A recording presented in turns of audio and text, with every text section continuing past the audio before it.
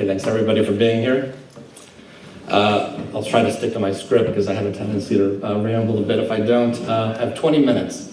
So my presentation is called the Northeast Tennessee Housing Crisis. I call it a crisis because under current market conditions, it's impossible for the median working family to qualify for a mortgage to buy the first home in Northeast Tennessee. Of course, a crisis can be a matter of perspective because the past few years have produced winners as well as losers in the market. Kingsport and Johnson City were both named among the top 5 markets nationwide for house flipping in 2022.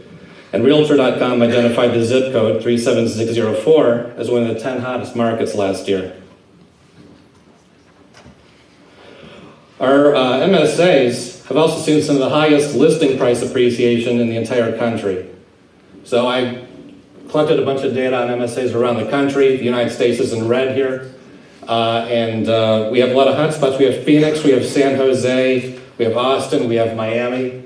They're all smaller than those last two on the right, which are Johnson City and Kingsport, Bristol. So this is from right before COVID started. They're both up about 70%. In the last 4 years, going back to January 2019, listing prices in the region have doubled. The Johnson City MSA up 93%, Kingsport, Bristol up 97%. In the same period, prices only increased 43% nationwide.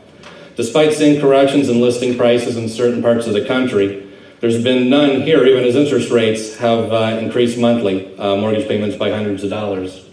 Yet local wages have risen very little, and the median household income stands at $47,000 in Johnson City, $43,000 in Kingsport and Bristol.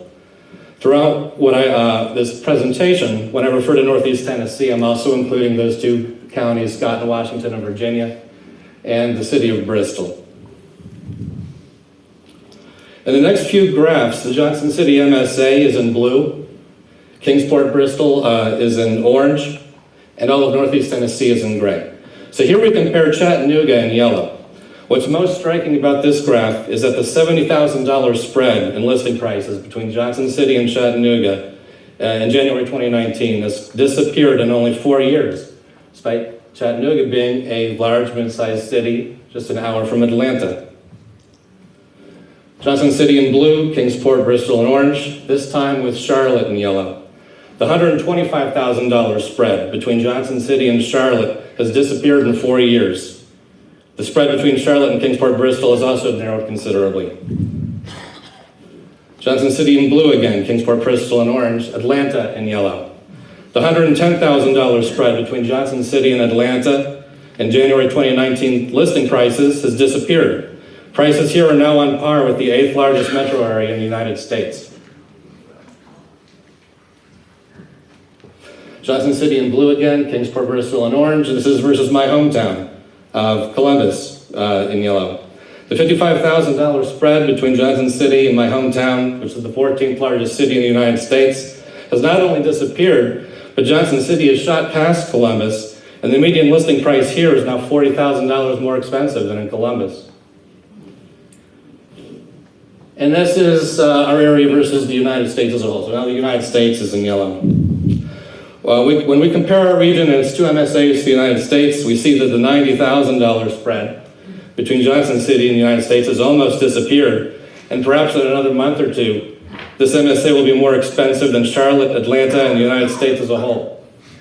There used to be a significant cost advantage to buying here, but Johnson City in particular has lost its claim to relative affordability, and especially when compared to local wages. At the same time, Kingsport, Bristol, and the region have become relatively less affordable. So all of these graphs indicate either a disproportionately large increase in demand here, a relatively constrained supply of residential development, or a combination of the two. Here's a small sample of recent listings in the area. So a modest ranch, say 1,400 square feet, is now barely in the range of $100,000 household income for first-time buyers. There's nothing wrong with these homes except that a normal working family can no longer afford them, and there's very little available on the market for less money than this. Starter homes have almost disappeared from our area. Now, of course, the house can be listed for any price, but it's only worth what someone is willing to pay for it. Comparing listing prices in orange The sales prices in blue for all of the Northeast Tennessee region reveals that actual transaction prices are lower and increasingly diverging from listing prices, although sales prices are still up 50% in 4 years. According to Don Fenley, the Northeast Tennessee Association of Realtors, in our region, sellers came down in asking price in 56% of sales last month with an average discount of $18,000. There was another 21% of buyers who paid an average of $10,800 over listing. I don't have the same data for the MSAs, but this index, which is based on sales prices, shows that both MSAs are up 60% in 4 years in terms of what people are paying, and have seen only slight corrections as interest rates rose in the fourth quarter of 2022. There's also considerable variation in median sales prices across the cities of our region. According to Don Fenley's website, median sales prices in November range from $479,000 in gray to $95,000 in bull gap. The fundamental cause of high prices is low supply relative to demand. So this graph indicates the listing counts for our MSAs have collapsed and remained low in the COVID era. But note that it was already falling before 2020.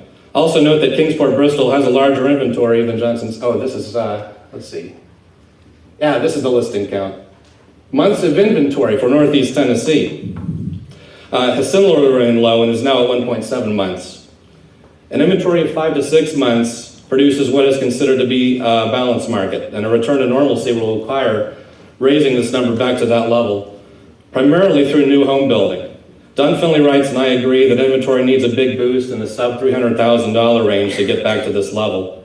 Yet, despite planning and discussions, as he writes, no surge in construction has materialized due to supply chain issues, material costs, labor shortages, and as he writes, development pushback from residents and officials. He writes that Kingsport issued 310 single-family permits and 91 townhouse permits in 2022, while Johnson City issued only 181 single-family permits and 48 townhomes. The average rent is also up 50% in the past couple of years. The vacancy rate is around 3%. Finley writes again that the lack of rental properties equals, if not exceeds, the shortage of new and existing homes for sale. In the Johnson City MSA, 51% of households are renters, with lower percentages in other cities, including 34% in Bristol and 38% in Kingsport. Of the 214,000 occupied housing units in our region, 31% of those are rentals. The price of owned and rental homes moves together as substitute goods, so increasing one or both types of housing will bring prices down for both. Affordable housing has almost disappeared in Johnson City, where the median listing price is almost 8 times the median household income. The percentage of income needed to buy a house in Washington County is 33.3% of your income to buy a home, up from a low of 14.2%. The average mortgage payment is 60% higher now than in 2021. The average wage earner cannot qualify to buy a median-priced home in Washington County. In Johnson City, it requires 43% of one's income to buy a home. Johnson City is the least affordable of local metro areas, according to the Federal Reserve Bank of Atlanta. These graphs from the Washington Post really show how much worse off millennials and young adults are than their parents or grandparents in terms of home ownership and wealth. Their share of the nation's wealth is minuscule. It used to be every parent's dream that their kids would have a better life than they did, but these charts are a clear indication that subsequent generations are now increasingly worse off than their parents. And this is driven in part by housing, which delays or rules out having children, reduces or eliminates savings for retirement. The average age of a first-time home buyer has increased from 29 in 1981 to 36 in 2022.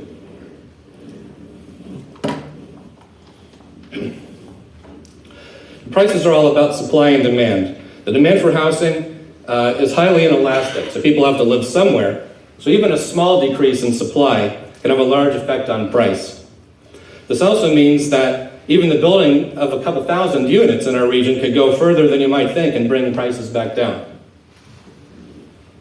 Causes of increasing demand include population growth and new household formation. Since the fertility rate in the United States is below the replacement level, the source of population growth is immigration, and we also have new household formation. when people who are under one roof separate. Adults, kids that grow up to be adults and they move out, or a couple that gets divorced and suddenly they live under two roofs. Most of our region's counties saw modest population growth in 2021.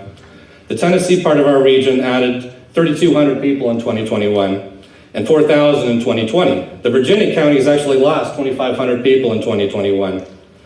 In 2022, the entire region added 5,200 new jobs, but the labor force participation rate remains as low as 50% in some areas.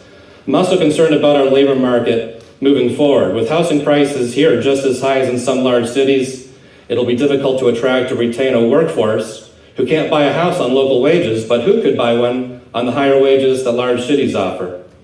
So if we start losing workers, high housing prices and a smaller economy may be the new long-run equilibrium for our area. There's a lot of reasons supply is low. Almost every government intervention in the housing market reduces supply and increases prices. Everything that goes into building a house is subject to tariffs, including lumber, steel and aluminum, cement, rebar, nails, pipes, flooring, tools, cabinets, sinks, and appliances. Zoning laws greatly restrict the land available for residential development and results in fewer, larger, more expensive homes than the free market would dictate. The purchase of second homes and the rise of short-term rentals also reduces the supply of homes for families. Dunfinley's website estimates that there's about 1,000 short-term rentals in our region, and nationwide there's 4 million Airbnb hosts, along with 7 million second homes. Here we see the effect of supply chain constraints and the labor shortage on the price of lumber, which added thousands of dollars to the cost of building a home.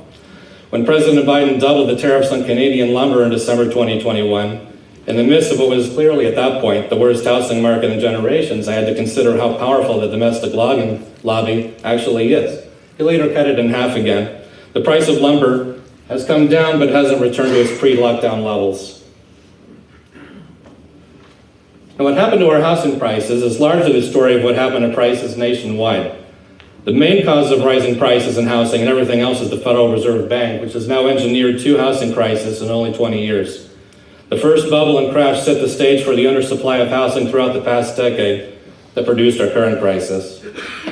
Beginning in 2020, the Fed inexplicably began another round of purchasing of mortgage-backed securities, $1.4 trillion worth of them, just as it had done in 2009.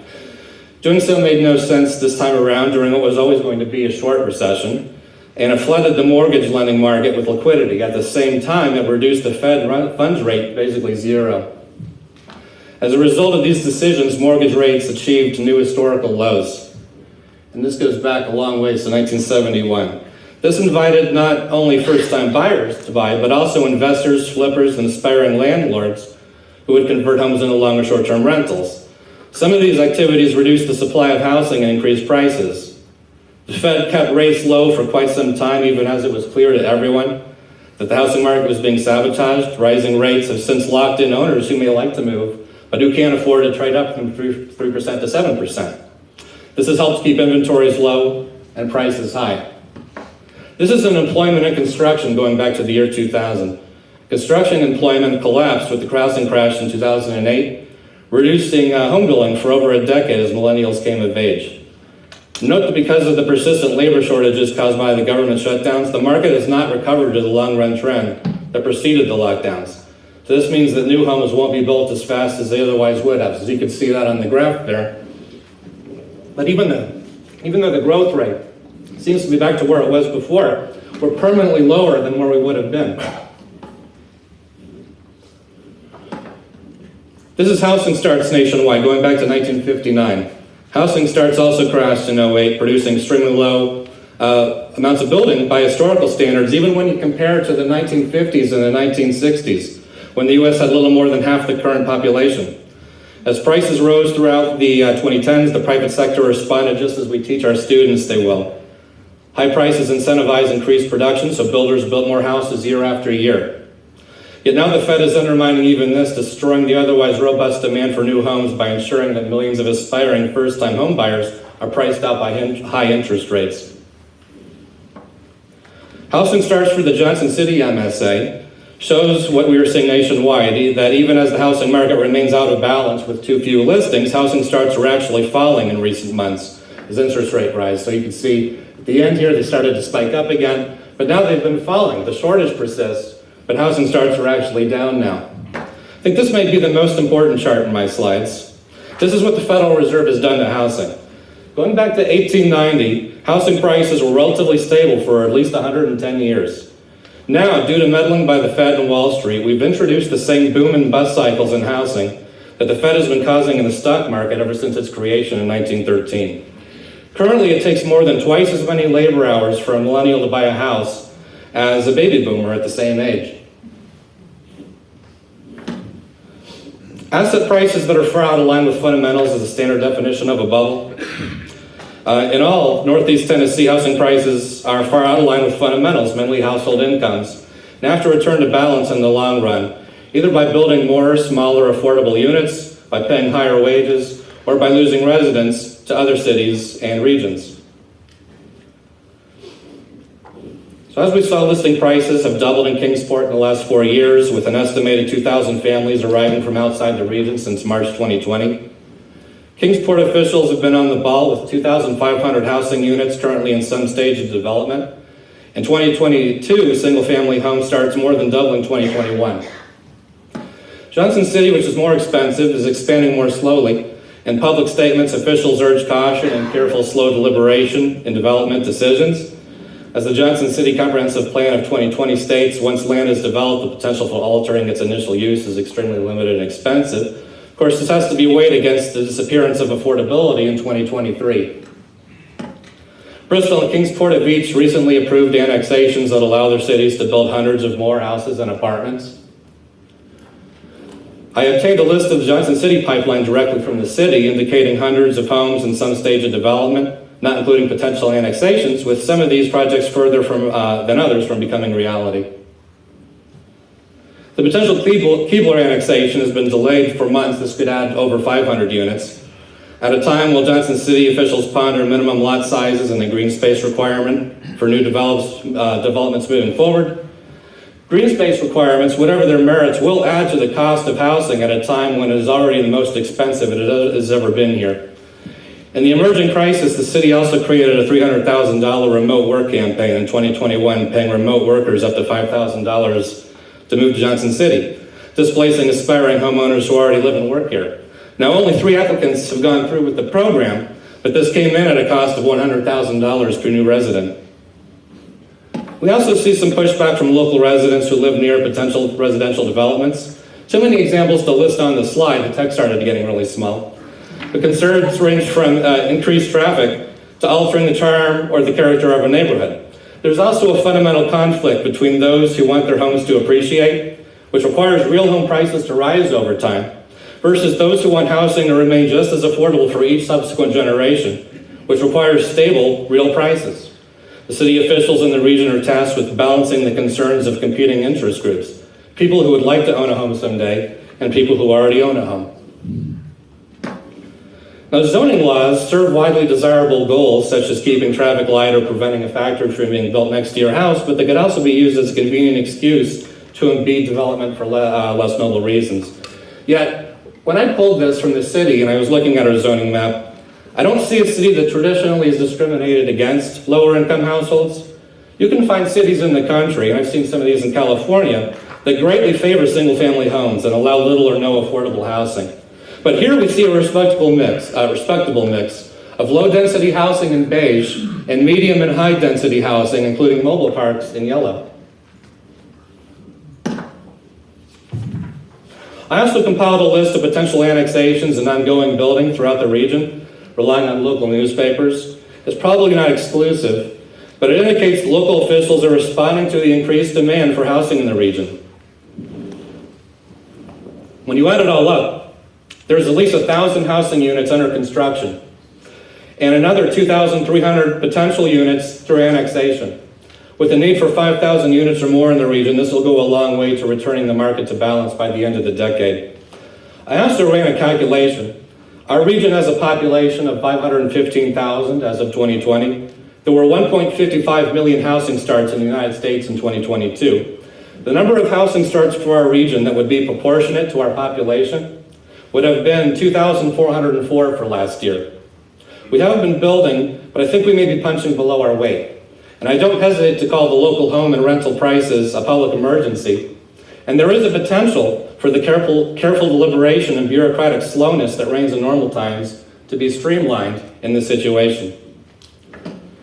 If as for a forecast, I'd say not to expect a crash like in 2008. Instead, I expect a gradual real price correction as new home construction, which takes time, returns the market to balance. Nominal prices will remain elevated, as by the time inflation is back to the Fed's 2% target, we'll have experienced 20% inflation in only a few years. The U.S. is starting about 1.5 million new homes per year, so I expect the national market to return to balance by perhaps 2028. Don Fenley suggests that our region probably needs another 5,000 units at a minimum. My main concern is the issue with corporate investors that we keep reading about, sitting on the sidelines preparing to buy up additional houses with the cash that they have stockpiled as we see price corrections in certain markets in the United States, and eventually transforming the United States to an even greater proportion of renters.